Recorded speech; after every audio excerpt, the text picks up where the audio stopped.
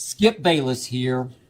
I want to tell you about my podcast, The Skip Bayless Show. On this show, my show, I go deeper than I ever have, taking you behind the scenes of some of the biggest moments in sports, behind the headlines, even peeling back the curtain on my own personal life. I like to call it the undisputed. Instead of debating my partner Darren Sharper, I'll tell you stories you've never heard before and let you in on what makes me, me. Make sure you listen to The Skip Bayless Show on your favorite podcast app. As if the McCrispy couldn't get any better, Bacon and Ranch just entered the chat. The Bacon Ranch McCrispy, available at participating McDonald's for a limited time. Ba-da-ba-ba-ba. The Purple Mafia, with your host, Paladino Joey. Well, we'll see. The doctors would disagree, but what do they know? So let's just say that you'll pay me because it's in your interest to pay me. Is it worth it? I mean, you've won. Do you want to wipe everybody out? I don't feel I have to wipe everybody out, Tom. Just my enemy. That's all. My father taught me many things. He taught me, keep your friends close, but your enemies closer. These are wonderful things that we've achieved, and there's no limit to where we can go from here.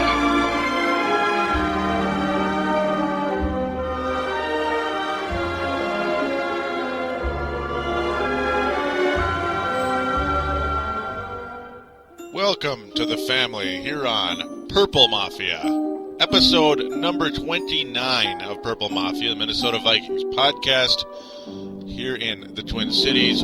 Thank you, each and every one of you, as always, for downloading and listening to this program. Wonderful to have you on board. Today is Friday, March the 20th, 2009. And once again we have, I can't say the news is all that exciting, but it's Viking news, and we got to talk about it.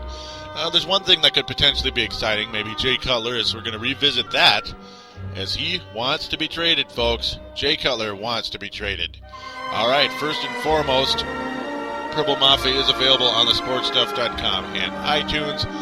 On thesportstuff.com, which is, of course, our home website for Purple Mafia, there is a button on the front page that says TSS Sports. Simply click on that, and that is how you can sign up for the message boards. That is how you can vote on our polls. You can also interact with me and other podcasters and other members, the 300-plus members on thesportstuff.com. You can talk about anything from football to basketball to any sport there is, to video games, to politics, to who knows what.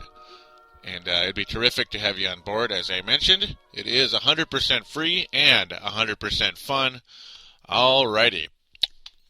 Now with that out of the way, as I mentioned, the Vikings signed a couple of free agents. Nothing exciting, but finally, something. The Vikings finally do something, as it has been so quiet, folks. And one of these players intrigues me a little bit. He intrigues me a little bit. Glenn Holt. He's the guy I was kind of making fun of the other week, saying, hey, look, Tori Holt's available. Oh, it's Glenn Holt. Well, actually, he could be a very interesting pickup by the Vikings. And we'll get into that very shortly into the next segment. We're going to just have two segments. I'm going to put both my commercials, and then we'll go straight for the rest of the way. So that's how we're going to play today. And with that, I'm going to take that break, and we'll be right back after this announcement. Here on thesportstuff.com, we're bursting in blue with Timberwolves Explosion. Timberwolves fans, your show has arrived at last as we bring in a new era with Al Jefferson, Kevin Love, and Mike Miller. We're available on thesportstuff.com and also available on iTunes. Download and listen to in-depth and detailed coverage of your favorite team. Show your true blue and join this explosion of Timberwolves basketball.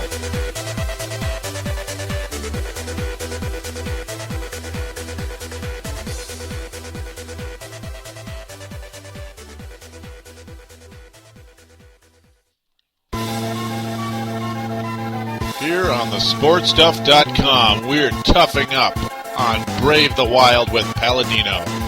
Join me, Paladino, as we brave the Minnesota Wild Hockey Club on our way to the playoffs.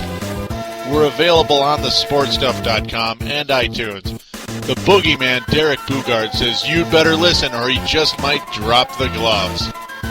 Call up your courage and brave the wild with your buddy, Paladino Joey.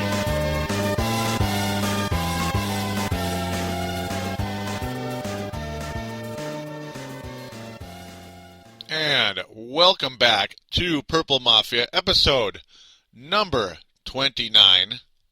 Minnesota Vikings podcast, of course, a reminder for iPod users, and also do check out Brave the Wild and Timberwolves Explosion, my Minnesota Wild and Minnesota Timberwolves podcast on thesportstuff.com and iTunes. Do check them out. More than worth listening to.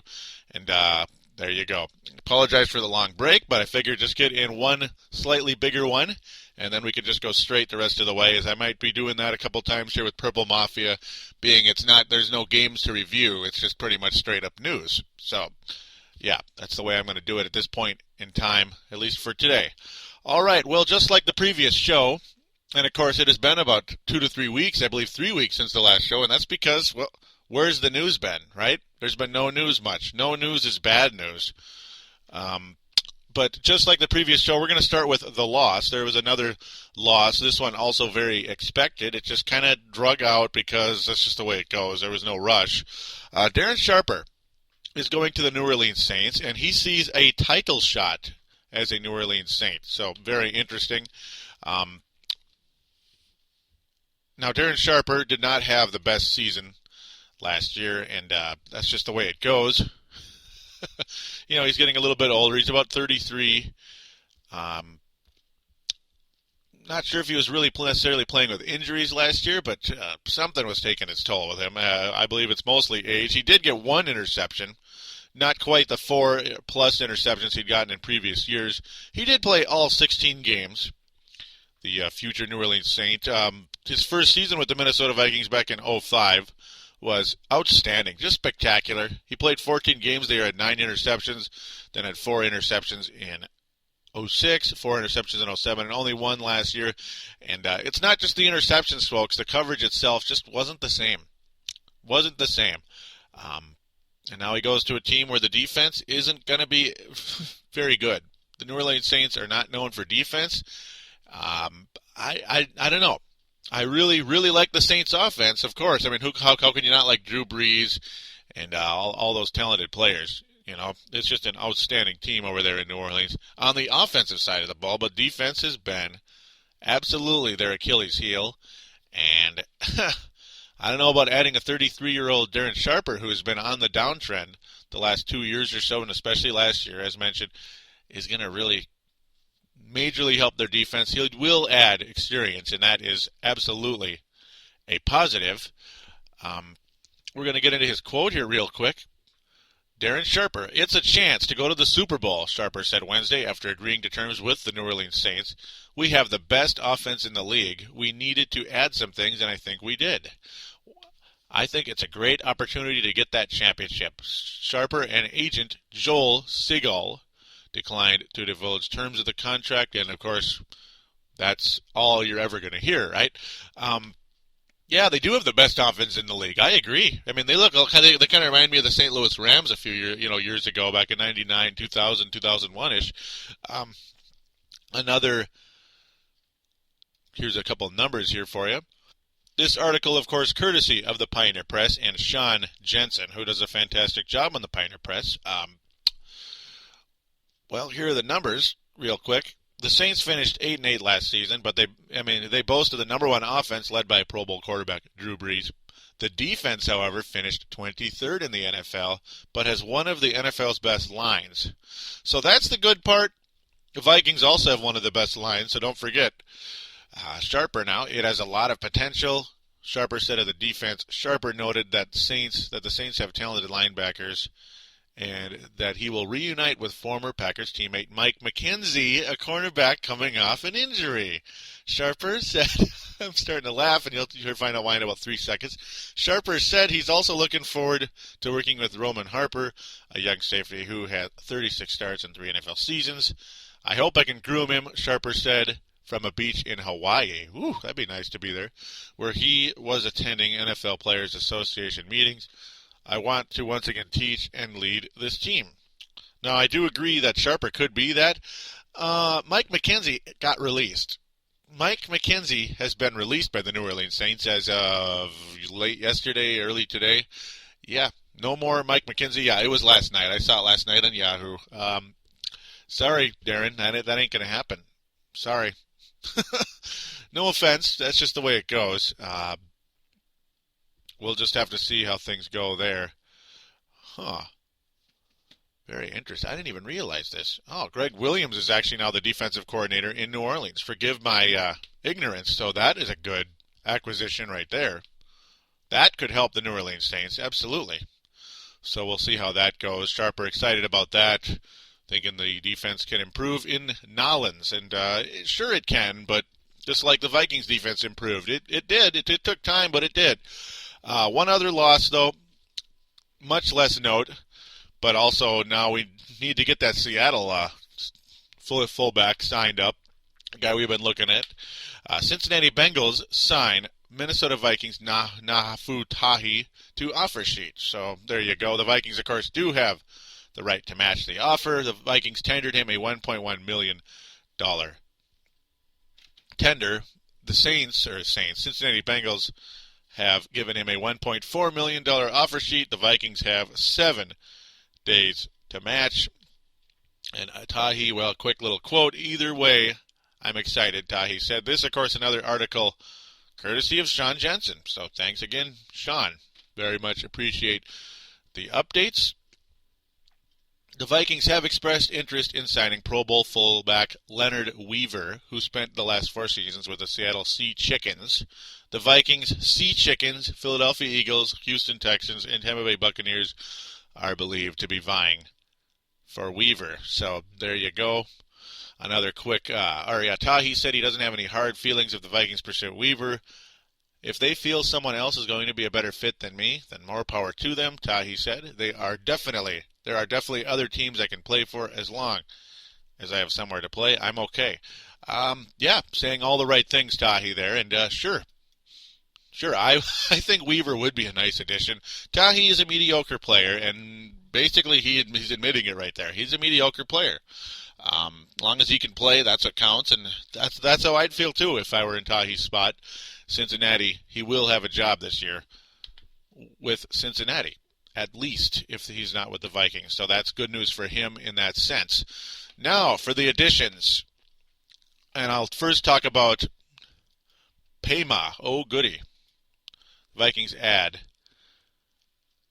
a cornerback from the Denver Broncos. His name is Karl Paymah. He is 26 years old. In 60 games, he has appeared in 60 games with the Denver Broncos. He's durable. And again, that is big always with me. As you could probably tell if you're a listener of Purple Mafia, durability is so important to me. And I'm sure it's important to other people out there. Played 13 games in his rookie season in 2005. He was drafted third round, 12th pick in the 3rd round by the Denver Broncos in 2005. 13 games that year. Nothing major, pretty much special teams and backup role. 4th, 5th cornerback, that is. But then 16 games in 2006. 15 in 2007. He also got 2 interceptions. That was good. And last year he got 35 tackles, a career high 35 tackles. Solo, 39 total. So those are career high, both, and an interception as well for cornerback Karl Paymah. The talk is that he will compete with the re-signed Benny Sapp. So that's another news thing to talk about. Benny Sapp has been re-signed by the Minnesota Vikings. So it is going to be between Karl Paymah, Benny Sapp, and Charles Gordon for the cornerback position. I'm pretty sure all 5 of these cornerbacks will be on the roster for the Minnesota Vikings. I don't think there's any doubt about that. So there is depth at cornerback. That is good news. It always is. And they're even talking about possibly looking to draft one. So there is the deal with Karl Paymah. mostly for depth and for that cornerback spot. And now, folks, let's get to Glenn Holt. So we're going to talk about the Cincinnati Bengals again. Yay! No. Glenn Holt is a 24-year-old receiver who was not drafted. He went to Kentucky. And, he was born on July 31st, 84, only 24 years old. He'll be 25, of course, once the season starts. His career year was 2007 in terms of being a receiver. 16 catches, 143 yards, and a touchdown. So, yeah, you're not going to really see him as a receiver for the most part. He might get in as a small role, and that's basically what the talk was regarding Glenn Holt. But as a kickoff returner, hey, he is one of the better ones out there, folks. And this was a really good acquisition. Really good acquisition. His total kickoff return average is 24.3. He got a touchdown, 100-yard touchdown in 2007. Only one, but it is not easy to really break through for touchdowns on the kickoff. Of course, punt returning, you're more likely to scamper and break loose on those because the coverage can get a little bit screwy on punt returns. So I am very happy about this move. It is not anything it's not signing Tori Holt or anything. I'm going to get into that as well in a second. But, how that would open up the offense and all that. But it gives you a legitimate kick returner, something the Vikings have not had in a long, long time. As Skip Hicks last year was a failure, a complete failure. He did nothing. And he is gone, and Glenn Holt is in. So there you go. We have a pretty solid kick returner coming to the Vikings. That will definitely help field position for our squad, and hopefully it'll, all that does is help the offense in the long term. So there you go. I got it like that. Tori Holt is available, folks. Tori Holt now officially is available as he was released by the St. Louis Rams about a week ago. And that is a guy I target absolutely, as Tori Holt has been one heck of a possession receiver over his career. I mean, he has been to the Pro Bowl many times, and he has been nothing but an outstanding receiver throughout his whole career. Last year, of course, numbers are way down because the Rams just the whole year struggled. It just wasn't a match, folks. It just wasn't a match with the coach and just everything else. Tori Holt is getting a little bit older, but he is 33. It's not like he's 37 like Marvin Harrison. He's 33. We're going to look at his last 3 seasons really quick. He played 16 games in all 3, so durability, once again, a plus with Tori Holt. He had 93 catches. He had virtually identical years in terms of catches and yards in 2006 and 2007. 93 catches both seasons, 1,188 yards in 06, 1,189 yards in 07, but he had 10 touchdowns in 06, 7 in 07.